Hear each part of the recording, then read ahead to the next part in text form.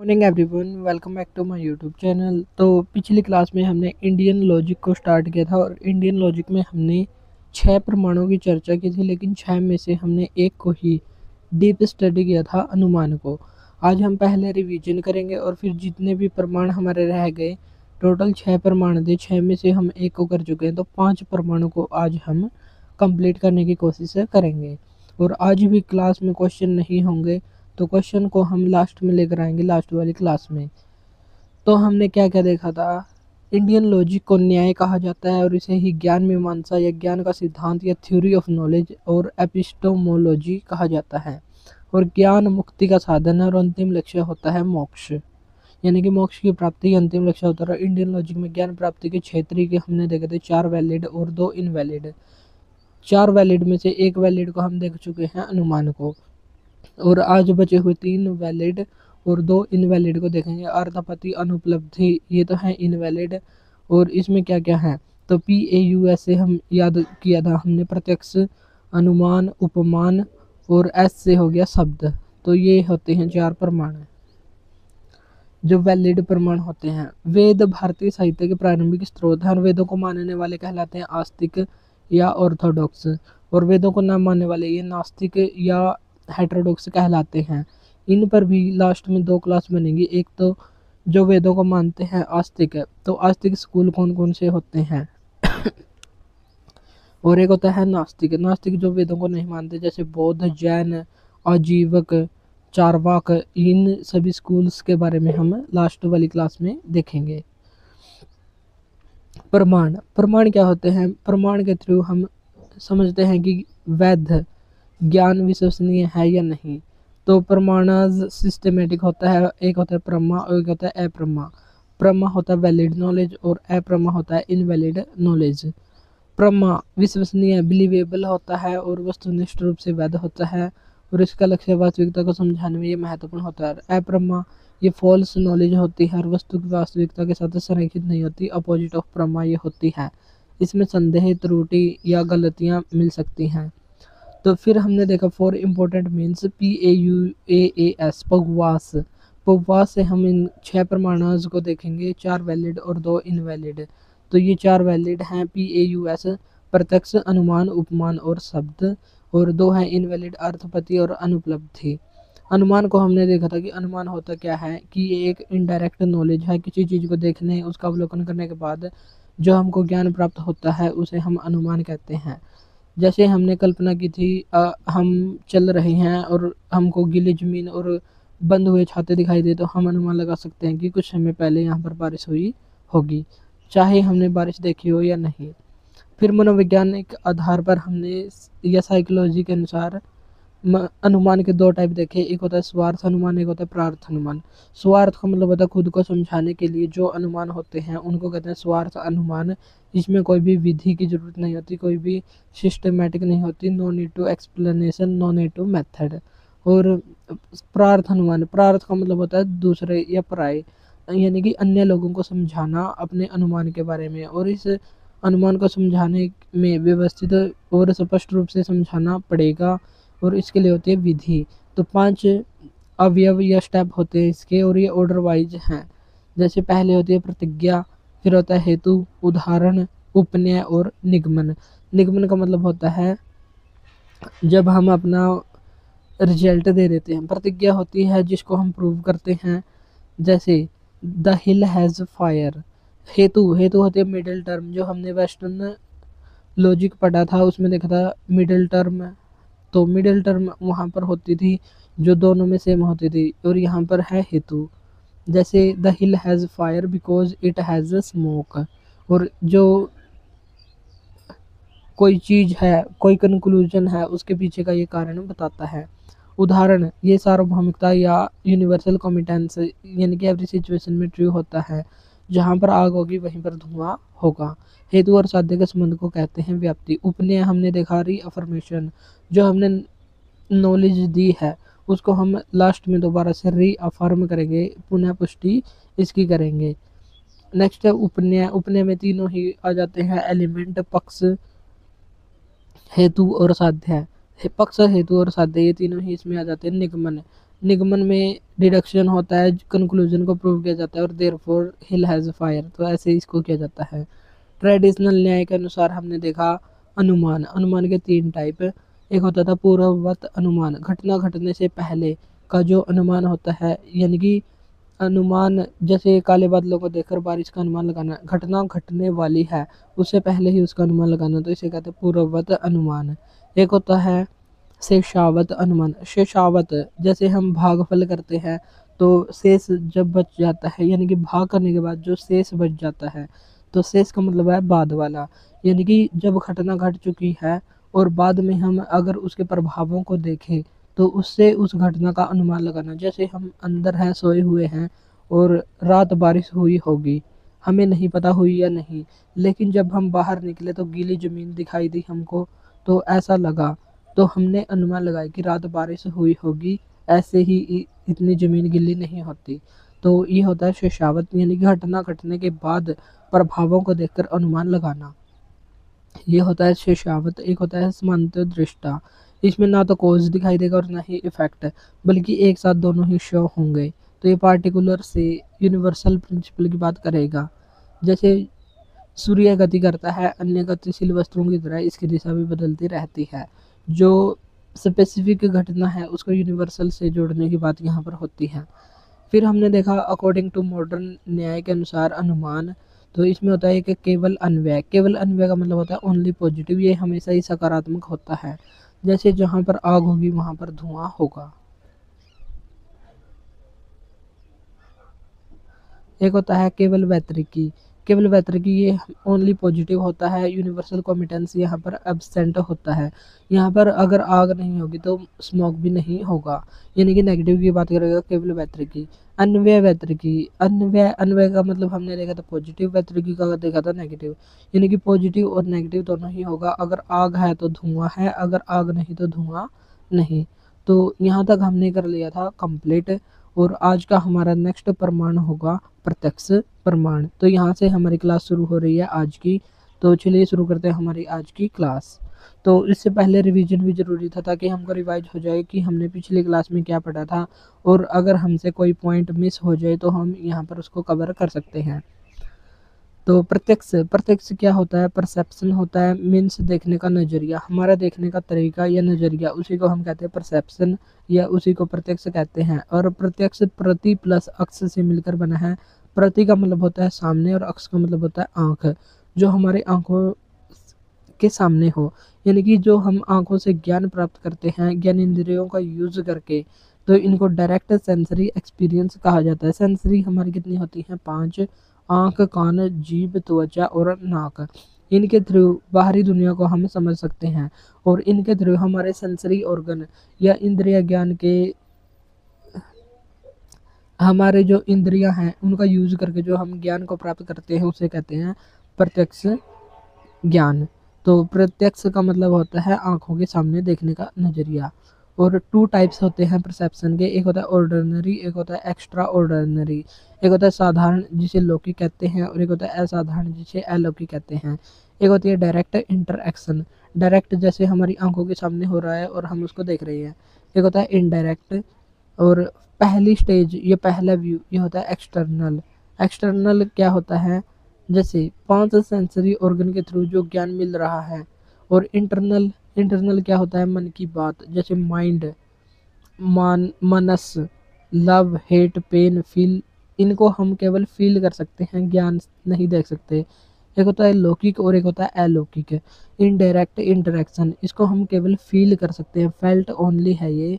और जो पहली स्टेज है या पहला व्यू है ये होता है एक्सटर्नल। एक्सटर्नल का मतलब होता है बाहरी, बाहरी यानी कि जैसे हम देख रहे हैं, अगर हमको अब ठंड लग रही है तो हम अपने स्किन के ज़रिए इसको महसूस कर सकते हैं, तो ये हो जाएगा एक्सटर्नल। एक होता है इंटरनल, अगर हमको मन से पीड़ा अनुभव हो या किसी के प्रति प्रेम हो या घृणा हो, अगर हमको वो फील हो तो वो होगा इंटरनल। तो इसे हम असाधारण या अलौकिक या इनडायरेक्ट इंटरेक्शन कहते हैं, और इंडियन लॉजिक में इसको एक्स्ट्रा ऑर्डिनरी परसेप्शन कहा जाता है। और हमारे सेंसरी ऑर्गन क्या क्या होते हैं? जैसे आई है जिसको कहते हैं चक्षु, चक्षु विजुअल होती है, इससे हम देख सकते हैं। नोज स्मेल ऑल्फैक्टरी यानी कि घ्राणज जिसके हम सूंघ सकते हैं। ईयर का मतलब होता है ऑडिटरी, ऑडिटरी मतलब स्रोत या सुनना। और स्किन का मतलब होता है टच या स्पर्श। टंग का मतलब होता है टेस्ट, जैसे रसना, स्वाद गलिका, जिह्वा। यानी कि जो हम टेस्ट करते हैं तो वो जीभ से ही करते हैं। लौकिक और अलौकिक के बीच अंतर बताने वाला ये होता है प्रत्यक्ष। यानी कि लौकिक और अलौकिक के बीच जो अंतर बताता है उसे प्रत्यक्ष कहते हैं। सेकंड स्टेज में क्या होता है, सेकंड स्टेज के तीन टाइप हैं। सविकल्प यानी कि डेटर्मिनेट परसेप्शन होता है, निर्विकल्प और एक होता है प्रत्यभिज। तो ये तीनों भी हम देख लेते हैं। सविकल्प या डेटर्मिनेट परसेप्शन, इसमें क्या होता है, ऑब्जेक्ट को देखकर फील करके उसकी क्वालिटी या विशेषता को बता देते हैं। जैसे हमने एप्पल को देखा और हमने उसकी क्वालिटी को बता दिया, उसकी विशेषता को बता दिया। अगर वो गला हुआ है या उसमें धब्बे हैं तो हम उसकी विशेषता को बताएंगे। अगर वो बिल्कुल साफ़ है, अच्छा है, तो भी हम उसकी क्वालिटी को, उसकी अच्छाइयों को बताएंगे। तो अच्छाई या बुराई बताना, क्वालिटी बताना, विशेषता बताना उसको देखकर फील करके। एक होता है निर्विकल्प। निर्विकल्प नी और विकल्प, नी प्लस विकल्प से मिलकर बना है जिसका कोई विकल्प ना हो। इन इनडेटर्मिनेट परसेप्शन, ऑब्जेक्ट देखा फील किया बट उसकी क्वालिटी नहीं बता पाए। ऑब्जेक्ट हमने देख भी लिया, फील भी किया, लेकिन उसकी क्वालिटी को नहीं बता पाए, धारणा के दायरे से परे हो। जैसे हमने मिट्टी देखी, हमारे खेत की मिट्टी देखी या घर की मिट्टी देखी, तो हम उसको देखकर उसका पीएच मान नहीं बता सकते। यानी कि ये कैसा होगा, निर्विकल्प हो जाएगा। अगर हमने एप्पल को देखा तो हम उसकी क्वालिटी को बता सकते हैं, तो वो होगा सविकल्प। सविकल्प का मतलब है विशेषता बता पाएंगे देखकर और ऑब्जर्व करके। और निर्विकल्प, ऑब्जेक्ट को हमने देख भी लिया, फील भी किया, लेकिन उसके जो विशेषता हैं उसको बताने में असमर्थ हैं, उनको बता नहीं पाएंगे। तो यहाँ पर हो जाएगा इंटर इनडेटर्मिनेट परसेप्शन या निर्विकल्प। जैसे इंसेक्ट के चार पैर होते हैं, जो इंसेक्ट जो कीड़े मकोड़े होते हैं उनके चार पैर होते हैं, वो उड़ेगा या नहीं ये हम नहीं बता पाएंगे, क्योंकि कुछ उड़ सकते हैं और कुछ नहीं। तो ये क्या हो जाएगा, निर्विकल्प हो जाएगा। एक होता है प्रत्यभिज्ञ। प्रत्यभिज्ञ या प्रत्यभिजना, मेमोरी से रिकॉल करना। जैसे पुराने इवेंट है या घटनाएं हैं या हिस्टोरिकल इवेंट है, उनको हम जब मेमोरी से रिकॉल करते हैं तो उसे प्रत्यभिज्ञ या प्रत्यभिज कहते हैं। अलौकिक या असाधारण या एक्स्ट्रा ऑर्डिनरी, ये क्या होता है, जिसको हम केवल फील कर सकते हैं। जैसे यहाँ पर यूनिवर्सल परसेप्शन, एक सामान्य लक्षण होता है, जनरल फीचर बताए जाते हैं। जैसे sun rises in the east, community के बारे में बताना। तो यहाँ पर जो सामान्य फीचर हैं वो बताए जाते हैं, इसे कहते हैं यूनिवर्सल परसेप्शन। एक होता है कॉमन परसेप्शन या ज्ञान लक्षण, टू सेंस ऑर्गन का यूज यहाँ पर किया जाता है। योगज परसेप्शन, योगज लक्षण, ये क्या होता है, ये होती है थर्ड आई। थर्ड आई या टेलीपैथी, जो स्पिरिचुअल एनर्जी होती है। जैसे हमने बचपन में शक्तिमान देखा होगा, वो योग और साधना से अपने अंदर की जो थर्ड आई है, टेलीपैथी, स्पिरिचुअल एनर्जी को जगा लेता है, जिससे वो पावरफुल बन जाता है। तो थर्ड आई या सुपर पावर की बात यहाँ पर होती है योगज लक्षण में। यानी कि योग के जरिए हम अपने अंदर सुपर पावर को पैदा कर सकते हैं। एक होता है कॉमन परसेप्शन, ज्ञान लक्षण, टू सेंसरी का यूज, और यूनिवर्सल परसेप्शन, इसमें जनरल फीचर बताए जाते हैं। नेक्स्ट थर्ड है हमारा, तो यहाँ पर हो गया प्रत्यक्ष कंप्लीट। अब है थर्ड प्रमाण, उपमान। उपमान का मतलब क्या होता है, कंपैरिजन या एनालॉजी, या इसका मतलब होता है तुलना करना। जैसे लाइक, सिमिलैरिटी वर्ड का यूज यहाँ पर होता है, शब्दों और उसके अर्थों के बीच तुलना की जाती है। उप और मान दो शब्दों के मेल से बना है। उप का मतलब होता है उपमा। जैसे हमने हिंदी में अलंकार पढ़ा होगा उपमा, उसमें उपमेय और उपमान होता है, एक की तुलना की जाती है और दूसरे से तुलना की जाती है। तो उपमा अलंकार या उपमा वहाँ पर होता है। और मान का मतलब होता है नॉलेज। तो ज्ञान की तुलना यहाँ पर होती है, दो या दो से अधिक चीज़ों की तुलना करके ज्ञान प्राप्त जब किया जाता है तो उसे कहते हैं उपमान। यानी कि नॉन से अननोन को फाइंड करना। जैसे हम सलमान खान को जानते हैं, लेकिन अगर कोई बच्चा या कोई स्टूडेंट सलमान खान के जैसे डांस कर रहा है तो हम कहेंगे वो सलमान खान जैसा वो रहा। तो यानी कि नॉन से अननोन को फाइंड किया जाएगा। जो बच्चा है हम उसको नहीं जानते, लेकिन जो हम जानते हैं उसके ज़रिए हम उसको जान लेते हैं। तो नॉन से अननोन को फाइंड करना, ये होता है उपमान। इसके तीन एलिमेंट होते हैं उपमान के। उपमान के होते हैं तीन तत्व। पहले हम इसका एक उदाहरण देख लेते हैं कि नोन से अननोन को फाइंड कैसे किया जाता है। जैसे एक व्यक्ति को पता नहीं कि गिलहरी क्या होती है, तो वन पालियो फॉरेस्ट में रहने वाला उसे बताता है कि वह चूहे जैसा एक छोटा सा जानवर है, शरीर पर लंबी धारियां हैं और लंबी पूंछ होती है। यानी कि उसने एक आइडिया दे दिया कि वो चूहे जैसा है, उसके शरीर पर धारियां हैं, एक लंबी पूंछ होगी। कुछ समय बाद उसे ऐसा जानवर देखा तो उसने कहा कि ये रही गिलहरी। यानी कि उसकी विशेषताओं के जरिए उसने उसको कभी नहीं देखा था, लेकिन जो उसको जानकारी प्राप्त थी, जैसे वो चूहे को जानता था, तो चूहे को इमेजिन किया और उसकी एक लंबी पूंछ को इमेजिन किया और शरीर पर धारियां। जब उसने ऐसा रियल में जानवर देखा तो उसने कहा कि ये रही गिलहरी। तो इससे हम नोन से अननोन को जान पाएंगे। 3 एलिमेंट होते हैं उपमान के। एक होता है उपमेय, जिस वस्तु की तुलना की जाती है, जैसे यहाँ पर जंगली पशु, गाय या गिलहरी इत्यादि की तुलना की गई है।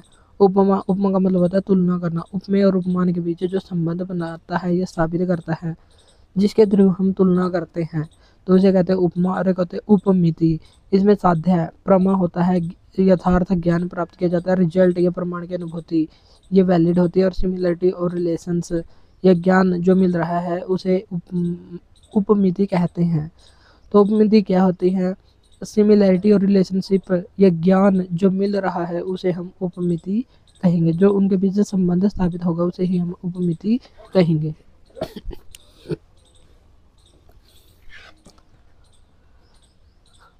तो आगे है यहाँ पर न्याय दर्शन के अनुसार उपमान प्रमाण के 3 वर्गीकरण। तो उपमान को भी आगे 3 भागों में बांटा गया है। पहला है समानता विशिष्ट विश्लेषण, तो इंग्लिश में इसको लिखेंगे समानता विशिष्ट विश्लेषण, तो इसे ही ऐसे ही लिखा जाएगा, तो इसलिए हमने इंग्लिश का यूज यहाँ पर नहीं किया। तो समानता आधारित होगा और इसे ही साधर्म कहा जाएगा, यानी कि 2 वस्तुओं को कंपेयर करके उनमें समान गुण निकाल कर ज्ञान प्राप्त किया जाएगा। तो साधर्म, सा का मतलब होता है समान, धर्म का मतलब होता है गुण। जो हमारा रिलीजन होता है वो धर्म नहीं, बल्कि यहाँ पर गुण दोष की बात यहाँ पर की गई है। तो साधर्म, सा का मतलब होता है समान, धर्म का मतलब होता है गुण। यानी कि 2 वस्तुओं को जब हम कंपेयर करेंगे, तुलना करेंगे, अगर उनमें कोई समान गुण निकलते हैं, तो समान गुण निकालकर जो ज्ञान प्राप्त किया जाता है उसे साधर्म कहते हैं। तो सिमिलरिटी करके रिजल्ट यहाँ पर निकाला जाता है। एक होता है वैध धर्म। वैध धर्म का मतलब होता है जो समान नहीं, इनइक्वालिटी बेस्ड, असमानता आधारित होता है। वस्तुओं के बीच तुलना करके असमानता यहाँ पर आएगी, जैसे हॉर्स एलिफेंट से अलग कैसे है और घोड़े की सूंड नहीं होती।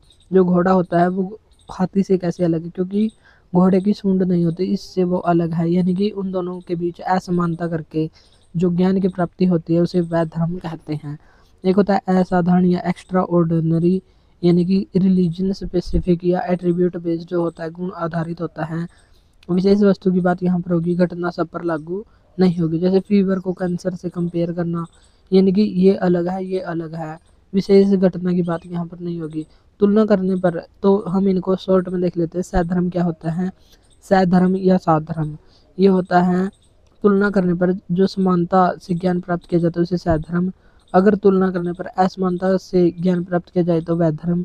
और स्पेशल वस्तुओं को अन्य से कंपेयर करने पर जो ज्ञान प्राप्त किया जाता है उसे कहते हैं असाधारण। फीवर एक जो स्पेशल नहीं है, कैंसर स्पेशल है, तो फीवर आमतौर पर होता रहता है, कैंसर ये स्पेशल है। तो फीवर को कैंसर से कंपेयर करना तो ये हो जाएगा असाधारण या एक्स्ट्रा ऑर्डिनरी। नेक्स्ट है हमारा फोर्थ लास्ट वैलिड प्रमाण है हमारा शब्द, जिसे इंग्लिश में कहते हैं टेस्टिमनी।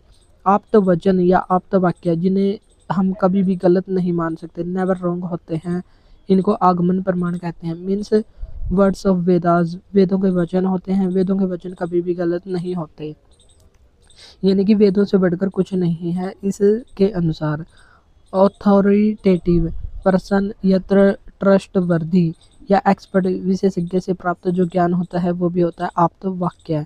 और ह्यूमन और डाइविंग होते हैं, जैसे जब एक्सपर्ट या विश्वसनीय मानव ज्ञान दे रहा है या किताबों से ज्ञान प्राप्त हो रहा है तो उसे कहते हैं वैलिड नॉलेज। जब एक्सपर्ट या विश्वसनीय मानव ज्ञान दे तो उसे कहते हैं आप्त वचन। जब किताबों से वैलिड ज्ञान की प्राप्ति हो तो उसे कहते हैं आप्त वाक्य। शब्द के प्रकार, ये एक होता है वैदिक, एक होता है लौकिक। वैदिक को भी आगे दृष्टार्थ और अदृष्टार्थ में बांटा गया है, और लौकिक और अलौकिक में बांटा गया है। यानी कि और जैन धर्म के अनुसार शब्द प्रमाण को आगम कहा जाता है, और आगम के 2 टाइप है, लौकिक और अलौकिक। शब्द एक मौखिक ज्ञान होता है, रिलायबल पर्सन, जैसे ऋषि आर्यों के द्वारा जो ज्ञान दिया गया है, इनके द्वारा कहे गए वाक्य या शब्द ये कहलाते हैं आप्त वाक्य। तो यहाँ पर हम एक एग्जाम्पल भी देखेंगे कि जो फेमस व्यक्ति है, अगर कोई वो आर्य या ऋषि नहीं है और अगर हमको वो कोई बात बताए तो भी हम उसको वैलिड नॉलेज ही मानेंगे। जैसे यहाँ पर एक एग्जाम्पल है, मान लीजिए एक महिला नदी पार करने के लिए नदी किनारे आई और पानी की गहराई का अंदाजा नहीं लगा पा रही थी। एक महिला आई नदी के किनारे और वो नदी को पार करना चाह रही है, लेकिन उसकी जो गहराई है उसका अंदाजा नहीं लगा रही, तो ये हो गई नदी। तो महिला है यहाँ पर और इसको यहाँ पर जाना है, लेकिन इस गहराई का अनुमान नहीं लगा पा रही कि ये कितना है। तो उसने वहाँ मछली पकड़ रहे मछुआरे से पूछा, क्या मैं नदी पार कर सकती हूँ? चूंकि मछुआरा स्थानीय था, वहीं का था, लोकल था और उससे कोई दुश्मनी नहीं रखता था, उस महिला से उसकी कोई दुश्मनी नहीं थी, इसलिए उसने जवाब दिया, आप आसानी से नदी पार कर सकते हैं। यहाँ मछुआरे के शब्दों को सटीक ज्ञान के स्रोत के रूप में स्वीकार किया जाना चाहिए, जिसे मौखिक गवाही कहा जा सकता है। क्योंकि यहाँ पर जो मछुआरा है, मछुआरे ने कहा कि तुम नदी पार कर सकती हो, तो उस महिला से उसका कोई भी दुश्मनी नहीं थी, तो उसने उसको जो ज्ञान दिया वो वैलिड ही माना जाएगा, उस पर उसको विश्वास कर सकती है और वो आसानी से नदी को पार कर सकती है। तो ये होता है किसी व्यक्ति के द्वारा दिया गया वैलिड ज्ञान, तो वैलिड नॉलेज हम इसको कहेंगे। एक होता है शब्द के, फिर हमने 4 प्रकार अब देखेंगे। एक होता है दृष्टार्थ। दृष्टार्थ क्या होता है? टेंजिबल, जो टच और सी, यानी कि जिसे हम छू सकते हैं, देख सकते हैं, जिसे हम देख सकते हैं। जैसे मेज भूरी है, खेत हरे हैं, हम उनको आसानी से देख सकते हैं, खेतों में जाकर हम उनको टच भी कर सकते हैं। अदृष्टार्थ या इंटेंजिबल। इंटेंजिबल क्या होता है? जैसे हम यूनेस्को हेरिटेज साइट में पढ़ते हैं, एक होता है टेंजिबल, एक होता है इंटेंजिबल। इंटेंजिबल जैसे कोई डांस हो गया, कोई कला हो गई, उसको हम छू नहीं सकते बल्कि महसूस कर सकते हैं। जैसे दुर्गा पूजा, जो 14वीं इंटेंजिबल कल्चरल हेरिटेज बनाई गई थी, और एक है 15वीं हेरिटेज साइट जिसको जो है गरबा। गरबा डांस को हम कर सकते हैं, महसूस कर सकते हैं, लेकिन हम उसको छू नहीं सकते, तो उसे कहेंगे इंटेंजिबल, यानी कि जिसे हम ना देख सके और ना ही छू सकें, केवल महसूस कर सकते हैं, फेल्ट ओनली। जैसे कर्तव्य ईश्वर है, सत्य महान है, जो हमने ये डांस के एग्जाम्पल लिए, तो ये भी जैसे दुर्गा पूजा, हम उसको ना तो देख सकते ना ही छू सकते, केवल महसूस से ही कर सकते हैं।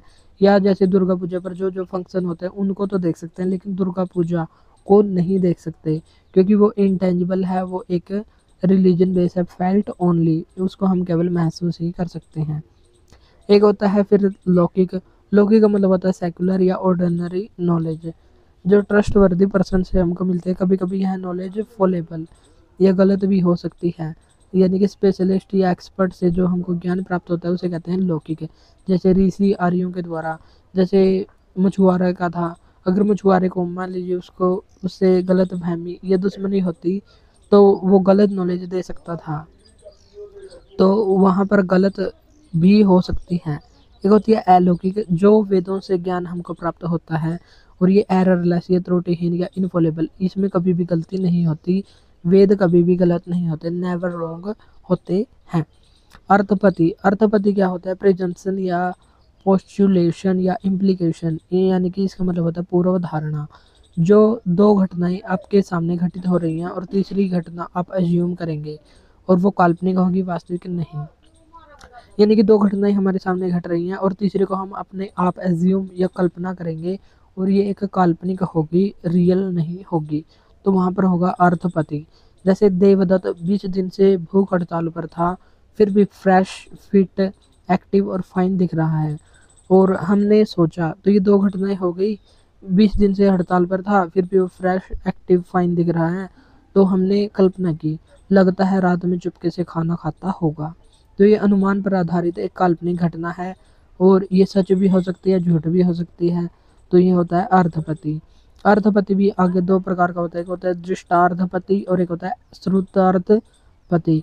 दृष्टार्थपति इम्प्लीकेशन बाय सीइंग, घटना देकर हम जब कल्पना करते हैं। एक होता है श्रुतार्थ।